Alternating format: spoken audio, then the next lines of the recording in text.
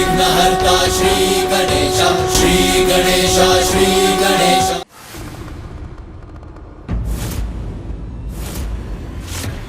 महादेव ने तो उसका सर उसके धड़ से विलग किया था, फिर वो पुनः जीवित कैसे हो गया? ये क्या हो रहा है? अभी तक तो पिताश्री का क्रोध उसकी शक्ति बन रहा था, इसीलिए पुनर्जीवित हो रहा था ये। किंतु अब तो पिताश्री शांत हैं। जलंधर का वध भी किया उन्होंने, फिर वो कैसे जागृत हो उठा? इसका तो यही अर्थ है कि मात्र पिताश्री का क्रोध ही उनकी शक्ति का स्रोत नहीं, कुछ और भी है जिससे बल पाकर जलंधर सुरक्षित है। और क्या हो सकता है जिससे बल मिल रहा है जलंधर को? जो महादेव के बल को विफल करे, ऐसा बल और किसमें हो सकता है भला? इस रहस्य को शीघ्र ज्ञात करना होगा हमें। कैसे दूर होगा ये संकट? प्रथम पूज्य श्री गणेश जी की युक्ति और महादेव के प्रहारों के बाद भी इसका अंत नहीं हो रहा। नहीं, कुछ तो अनुचित हो रहा है। ये संभव नहीं, मुझसे ही कुछ भूल हो रही है। कुछ तो है जिस पर ध्यान नहीं गया मेरा, किंतु क्या है वो रहस्य जो मैं भी नहीं देख पा रहा हूँ? कोई तो राह होगी, कोई तो समाधान होगा।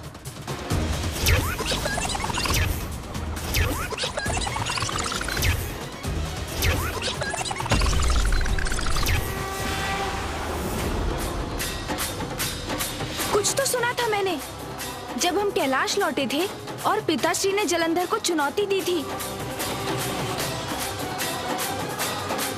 हाँ, अवश्य कुछ सुना था उस समय। क्या क्या सुना था गणेश तुमने?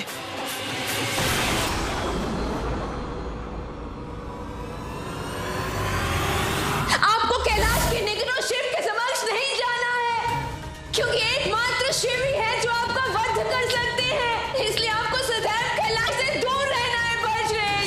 आपको कैलाश के निकटों शिव के समक्ष नहीं जाना है। जब तक तुम जीवित हो, मेरा कोई वध नहीं कर सकता। वृंदा वृंदा वृंदा वृंदा, वृंदा, तुम्हारे कहने का अर्थ है जलंधर की पत्नी वृंदा? हाँ मामा जी, जलंधर की पत्नी है वृंदा। उन्होंने उनसे कहा कि जब तक वो उनके साथ है, उनका कोई अहित नहीं हो सकता। ये नाम तो मेरे एक भक्त का है। मामा जी की भक्ति?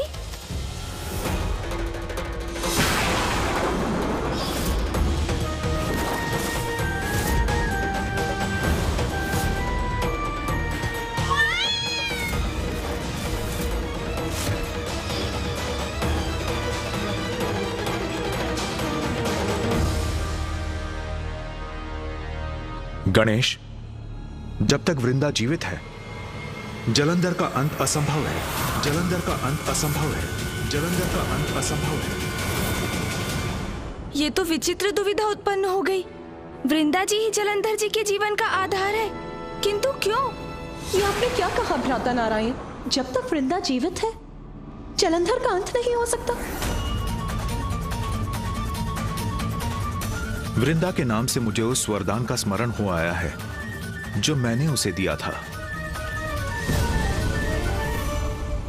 एक समय था जब वृंदा मेरी बहुत बड़ी भक्त थी। शांताकारं भुजगशयनं पद्मनाभं सुरेशं विश्वाधारं गगनसदृशं मेघवर्णशुभांगं लक्ष्मीकान्तं कमलनयनं योगिभिर्धान्यगम्यं वन्दे विष्णुं भवभयहरं सर्वलोकैकनाथम्।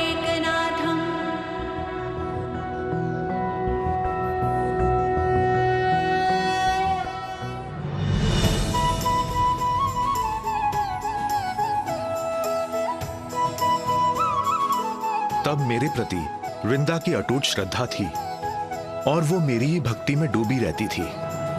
उसकी भक्ति और तपस्या से प्रसन्न होकर एक दिवस मैंने उसे दर्शन दिया और उसे वरदान मांगने को कहा। प्रभु, अगर आप मुझे कोई वरदान देना ही चाहते हैं तो सदा सुहागिन रहने का वरदान दीजिए। मेरी जीवित रहते मेरे पति की कभी मृत्यु ना हो। संसार का कोई मनुष्य, कोई देवता, यहाँ तक कि त्रिदेव भी मेरे पति को मारने में सक्षम ना हो पाए। किंतु पुत्री, तुमने अभी तक तो अपने पति का चुनाव तो किया ही नहीं। मुझे विश्वास है प्रभु कि समय आने पर मेरे स्वामी का चुनाव भी हो ही जाएगा। जब भी वो मेरे समक्ष आएंगे और मुझे भा जाएंगे,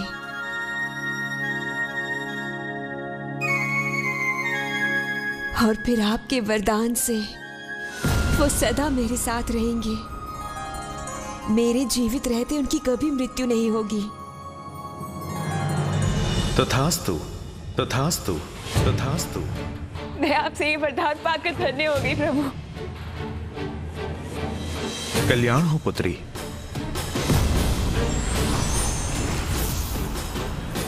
किंतु नियति को कुछ और ही स्वीकार था। सरल, निष्कपट, पावन हृदय, मेरे प्रति श्रद्धालु, मेरी भक्ति में सदैव डूबी रहने वाली वृंदा ने पति रूप में चुनाव भी किया तो उस दुष्ट असुर जलंधर का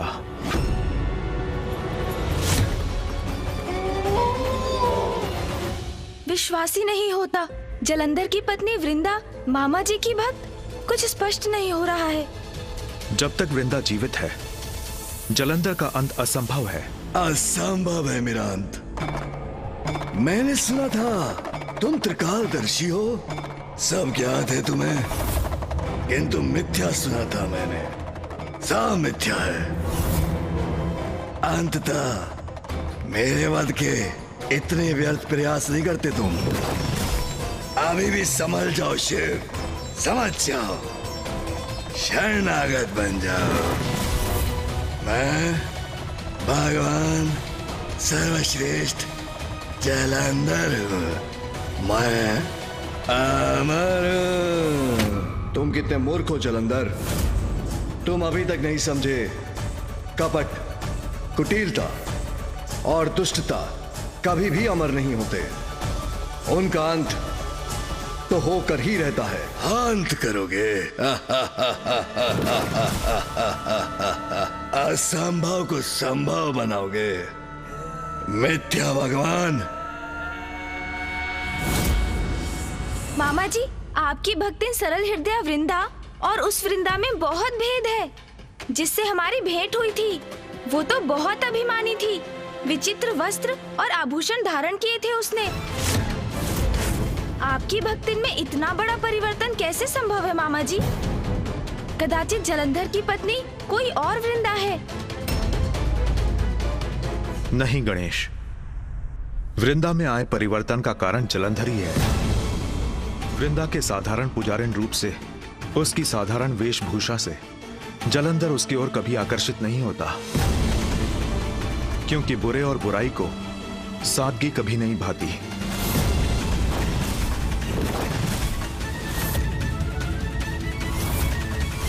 वृंदा मेरी भक्त होकर भी अच्छाई और बुराई में भेद न कर सकी, और उसके हृदय में जलंधर को पाने की कामना बढ़ने लगी।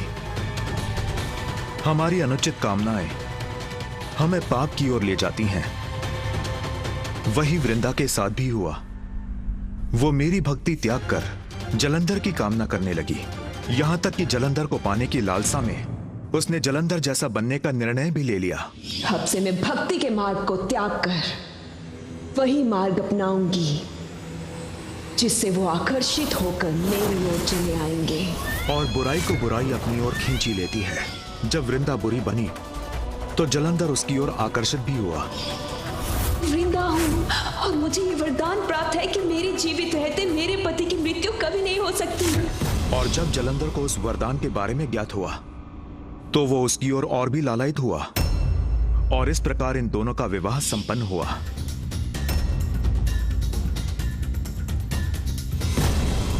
गणेश, जब तक वृंदा जीवित है वो सदा सुहागन रहेगी, अर्थात वृंदा के जीवित रहते जलंधर का अंत असंभव है। जलंधर का अंत असंभव है। जलंधर का अंत असंभव है।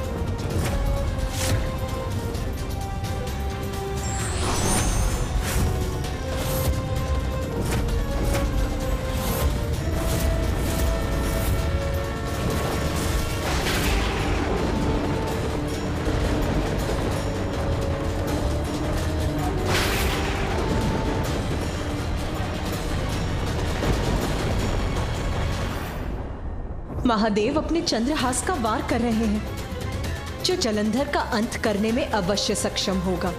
और इस अंतराल में गणेश उसके अंत का कोई ना कोई उपाय अवश्य ढूंढ लेगा। अब कुछ करने का समय आ गया है। चंद्रहास में महादेव की विशेष शक्तियां समाहित हैं। ये एक अमोघ अस्त्र है। पुनः प्रयास कर लो। अपना एक खड़क प्रयोग करके देखना चाहते हो तो वो भी देख लो। मुझे कुछ नहीं हो सकता, क्योंकि मैं भगवान सर्वश्रेष्ठ जलंधर हूं।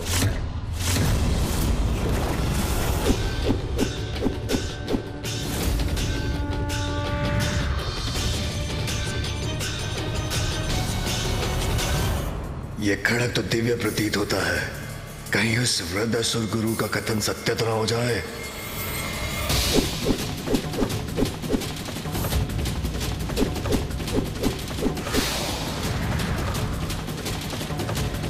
नहीं, कुछ नहीं होगा मुझे, कुछ नहीं हो सकता मुझे। स्वामी, महादेव के चंद्रहास के वार से तो कोई सुरक्षित नहीं रह सकता। वृंदा को प्राप्त हुआ नारायण का वरदान या महादेव का अस्त्र प्रहार, दोनों ही अकाट्य हैं। अब क्या होगा स्वामी? देवी, जलंधर साधारण असुर नहीं है, महादेव की क्रोधाग्नि से उत्पन्न हुआ है और उस नारायण के वरदान से सुरक्षित भी है। कैसे होगा इसका अंत? इतना बड़ा प्रहार किया शिव ने मेरे बलश्रेष्ठ पर। नहीं, मुझे चिंता नहीं करनी चाहिए। जब तक मैं शेष हूं, मेरे बलश्रेष्ठ को कोई क्षति भी नहीं पहुंचा सकता।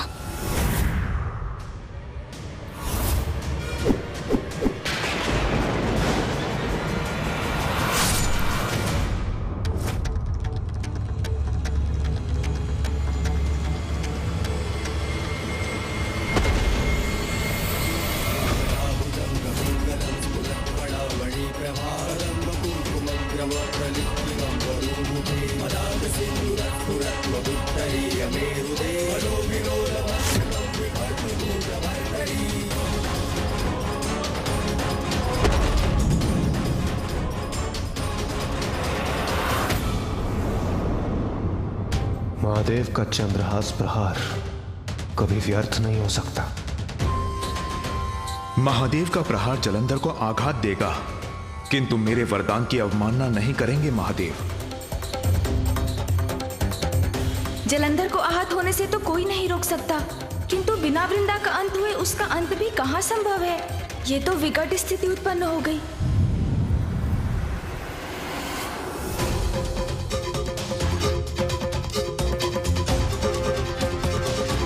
महादेव ने चंद्रहास का प्रहार तो अवश्य किया है, किंतु जलंधर रूपी संकट को लेकर मेरा मन अब भी सशंकित है।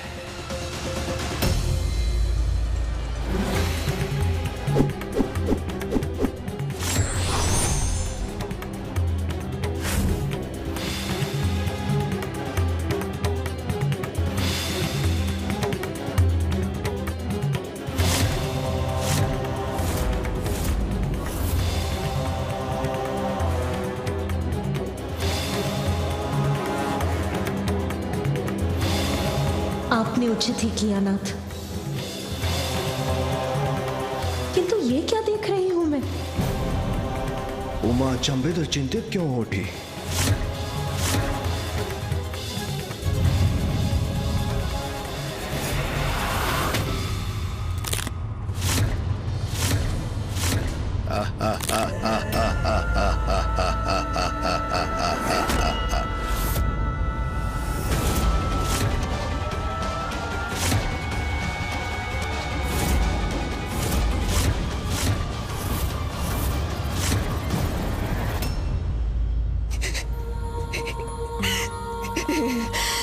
आनंद आ रहा है, मुझे बहुत आनंद आ रहा है।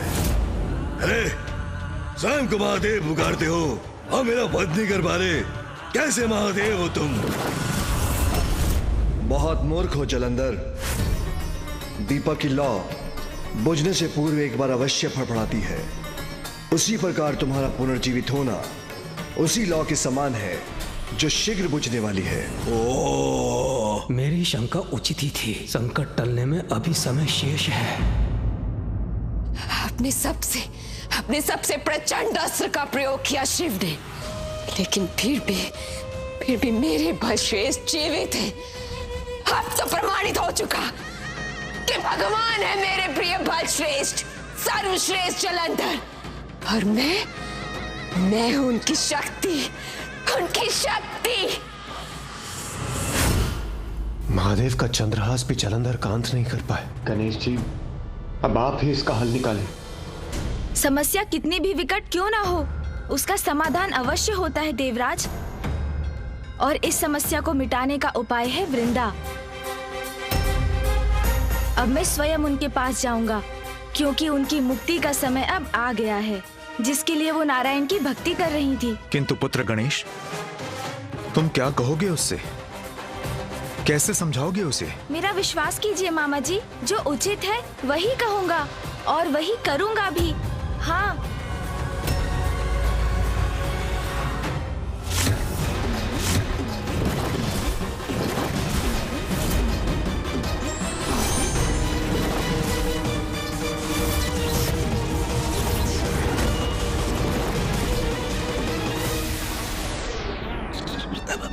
प्रभु, यदि आप वृंदा जी के साथ युद्ध करने जा रहे हैं तो कदाचित मुझे अपना कवच धारण कर लेना चाहिए था। कभी कभी जो कार्य शक्ति नहीं कर सकती, वो कार्य युक्ति से हो जाता है मूषक जी। और जहाँ अस्त्र निरर्थक हो जाते हैं, वहाँ शब्दों को अस्त्र बनाना पड़ता है। हाँ, इसलिए जो कार्य शांति पूर्वक हो सकता है, उसमें युद्ध कदाचित उचित नहीं। प्रभु, अभी तो हम ऋषि अगस्त्य के क्रोध से रक्षित हुए हैं, और अब आप मुझे शंका हो रही है।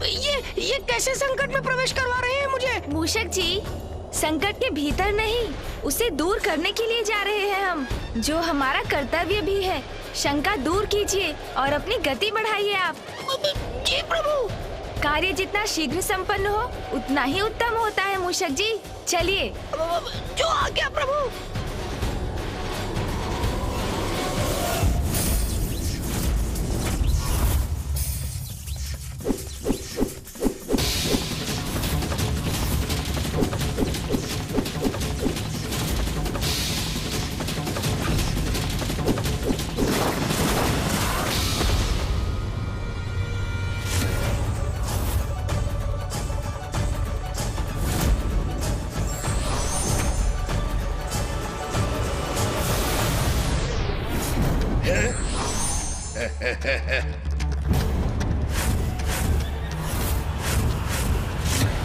त्रिदेव भी मेरा वध नहीं कर सकते।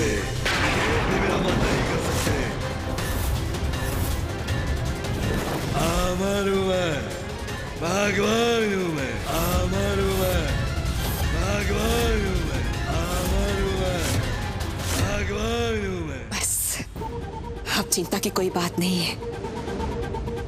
अब ये शिव चाहे कितनी भी बार मेरे बलश्रेष्ठ का वध क्यों ना कर ले, मेरे बलश्रेष्ठ पुनर्जीवित हो उठेंगे। फिर एक समय आएगा जब ये शिव अपनी पराजय स्वीकार करने के लिए विवश हो जाएगा। मुझे मेरे प्रिय बलश्रेष्ठ के लिए उनका प्रिय और स्वादिष्ट भोजन तैयार करना चाहिए। ये कभी भी विजयी होकर लौट सकते हैं।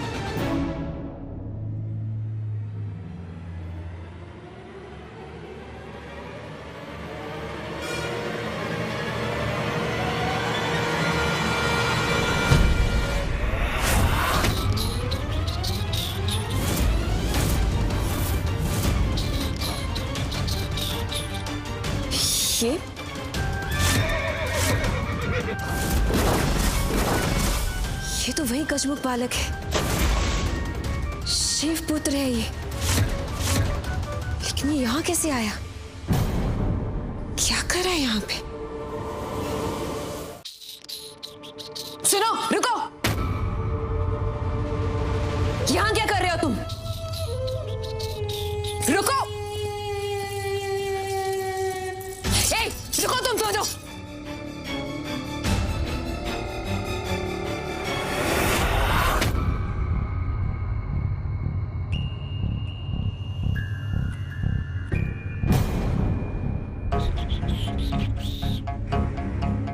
यहाँ से ये कैसी ध्वनि आ रही है?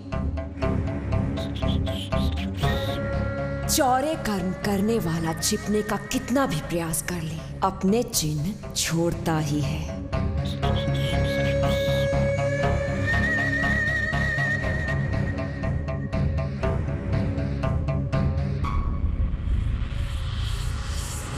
प्रभु, पूर्ण विश्वास है ना आपको? जो लेने आए थे वो मिल गया आपको? हाँ मूषक जी, मैं इसमें कोई भूल नहीं कर सकता। ये तो मैंने जलंधर जी के कक्ष से ही ढूंढ निकाली है। प्रभु, प्रभु, एक बार मुझे भी दिखाइए ना। नहीं नहीं मूषक जी, ये तो वो शक्ति है जिससे जलंधर का अंत हो सकता है। अच्छा, भैया ने मुझे बताया था कि जलंधर को नष्ट करने का एकमात्र यही उपाय है। आपको ज्ञात है, उसकी समस्त शक्तियों का स्रोत है ये शक्ति। हम इसे कहीं दूर ले जाकर नष्ट कर देते हैं मूषक जी, और तब उसके पश्चात उधर जलंधर स्वयं को नष्ट कर लेगा। हाँ चलिए मूषक जी। रुको।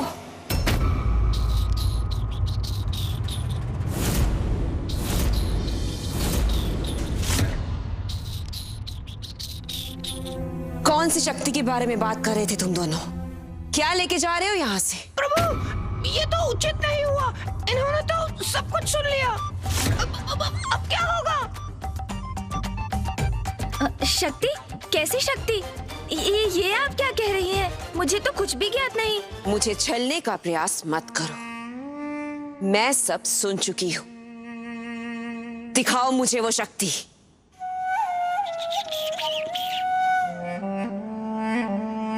ये गजमुख अवश्य मेरे साथ कोई छल कर रहा है।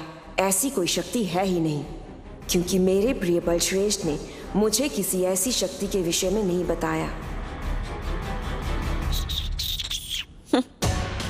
क्या दिखाओगे तुम? ऐसी कोई शक्ति है ही नहीं। इससे पूर्व में भी जब तुम आए थे तो बहुत उपद्रव किया था तुमने, और अब जब तुम्हारे पिता मेरे प्रिय बलश्रेष्ठ से पराजित होने वाले हैं तो तुम कोई बड़ी समस्या खड़ी करने आए हो यहाँ। उचित है वृंदा जी, यदि आपका यही विश्वास है तो यही सत्य होगा। इसलिए जब मैं आपके और जलंधर जी के लिए कोई संकट नहीं, मेरे हाथों में कोई भी अद्भुत शक्ति नहीं, तब तो आपको मुझे निसंकोच लौटने देने में कोई आपत्ति नहीं होगी। चलिए मूषक जी। अरे ये तो जा रहा है यहाँ से। कदाचित मुझे देख लेना चाहिए कि इसकी मुट्ठी में है क्या।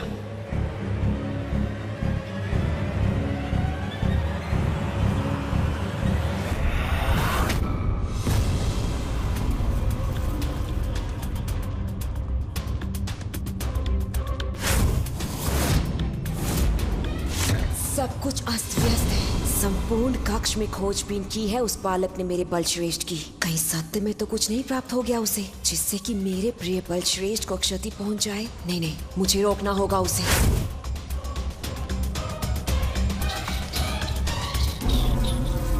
रुको, वो शक्ति मुझे दो। चलिए चलिए मूषक जी, शीघ्रता कीजिए।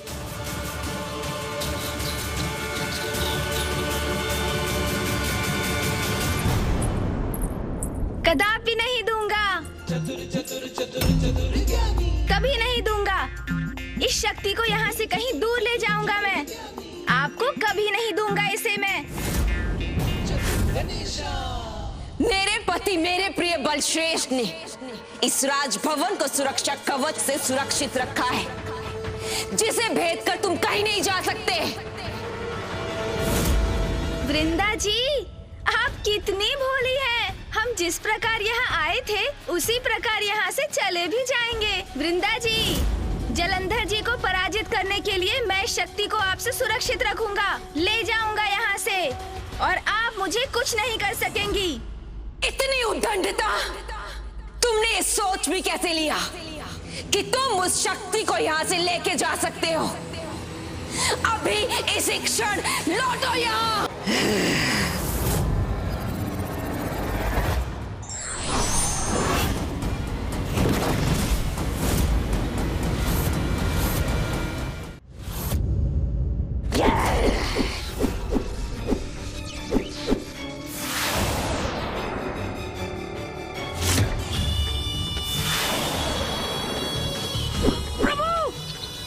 मूषक जी संभालिए।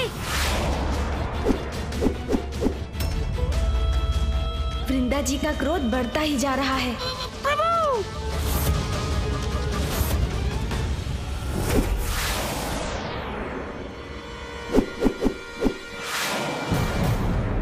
इस बार मैं तुम्हें यहाँ से जाने नहीं दूंगी। प्रभु, हमें यहाँ से शीघ्र निकलना चाहिए। मूषक जी धीरज रखिए, धीरज।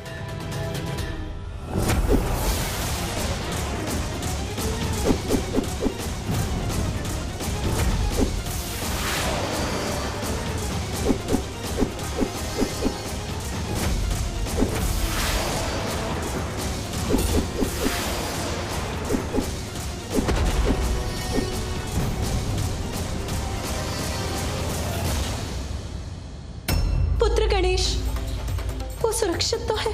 मैं इस प्रकार निष्क्रिय नहीं रह सकता। कदाचित गणेश को मेरी आवश्यकता है। मुझे उसके पास जाना ही होगा। रुको कार्तिकेय। गणेश बुद्धि से श्रेष्ठ है। मुझे विश्वास है वो वहां सुरक्षित होगा। गणेश भली भांति जानता है कि वो क्या कर रहा है।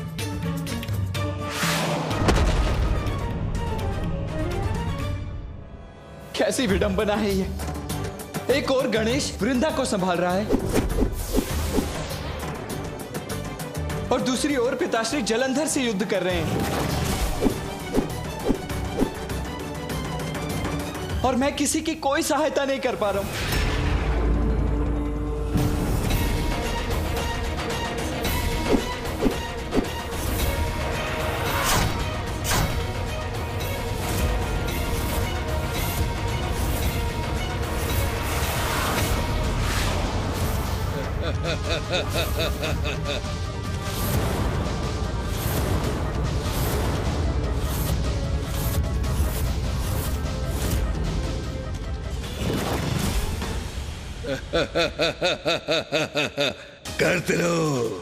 करते रहो मुझ पे वार। समय की कमी नहीं है मेरे पास, क्योंकि मैं भगवान सर्वश्रेष्ठ जलंधर हूं।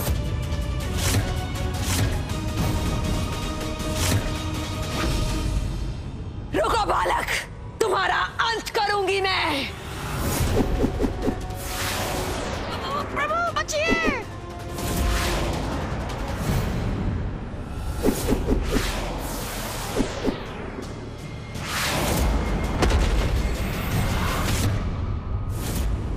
इस बार मैं तुम्हें यहां से जाने नहीं दूंगी।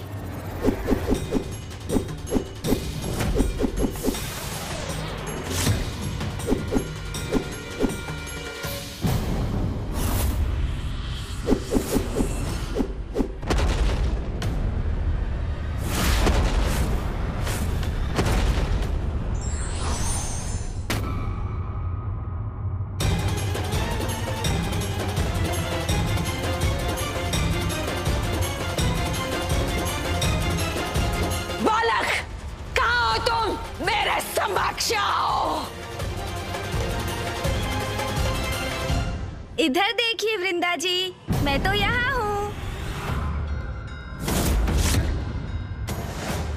वृंदा जी, ये शक्ति तो आपको संभालकर सुरक्षित रखनी चाहिए थी।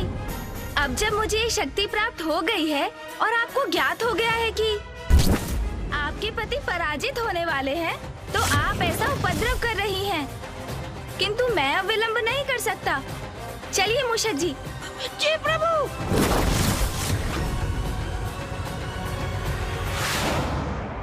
तुम कहीं भी चले जाओ गजमुख, किंतु मैं तुमसे वो शक्ति छीन कर ही रहूंगी और फिर तुमको नष्ट कर दूंगी मैं।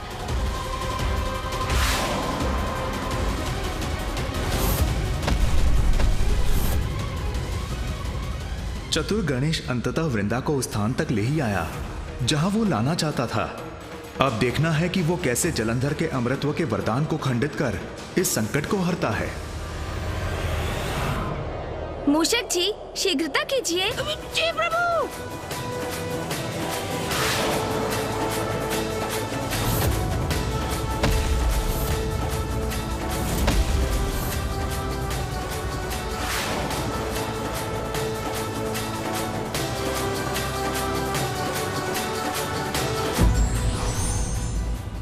बुद्धि का प्रयोग यदि विवेक और चतुराई के साथ किया जाए तो विपरीत परिस्थिति भी अनुकूल हो जाती है। For more updates, subscribe to our channel, click the show links and enjoy watching the videos.